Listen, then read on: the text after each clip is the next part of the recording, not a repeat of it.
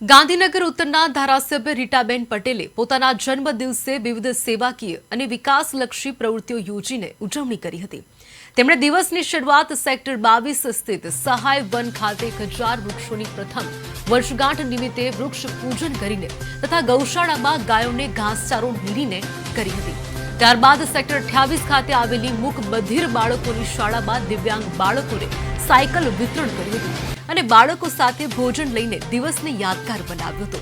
આ ઉપરાંત civil hospital ખાતે આવેલ કુસુમબા અન્ન ક્ષેત્રમાં દર્દીઓ અને તેમના પરિવારજનોને મીઠાઈ વહેંચીને ભોજન કરાવ્યું હતું।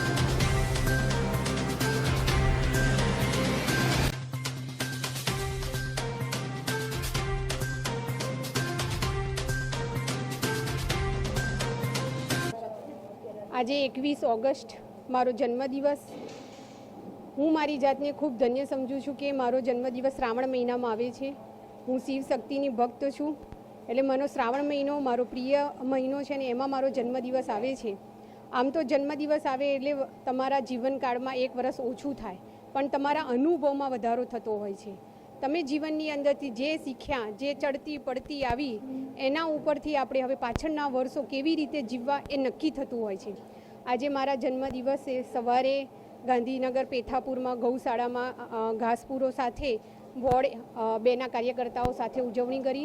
ત્યારબાદ ગાંધીનગર સેક્ટર 28માં મૂક બધિર બાળકોની આ શાળાની અંદર મૂક બધિર બાળકો કે જે બોલી શકતા નથી, સાંભળી શકતા નથી, એવા બાળકો કે જે લાગણીશીલ બાળકોની વચ્ચે આજે જન્મદિવસ ઉજવીને હું ધન્યતા અનુભવું છું। એની સાથે આજે દિવ્યાંગ બાળકોને સાયકલ આપવાનું પણ એક કાર્યક્રમ રાખ્યો છે। ત્યારબાદ સિવિલની અંદર જે કુસુમબા અન્ન ક્ષેત્ર ચાલી રહ્યું છે, એ અન્ન ક્ષેત્રની અંદર મીઠાઈ પણ નું વિતરણ કરીને પણ એ જમણવારની અંદર એ મીઠાઈ પીરસીને પણ હું આજે મારો જન્મદિવસ આખા દિવસમાં ઉજવી રહી છું। એ સિવાય વિકાસના કાર્યોની અંદર પણ આજે અલગ અલગ કાર્યક્રમોનું આયોજન કરીને મારા જન્મદિવસની ઉજવણી મારા ભારતીય જનતા પાર્ટીના સર્વ કાર્યકર્તાઓ જે કે અમારો બીજો પરિવાર છે એની સાથે આજે મારી જન્મદિવસની ઉજવણી હું કરી રહી છું।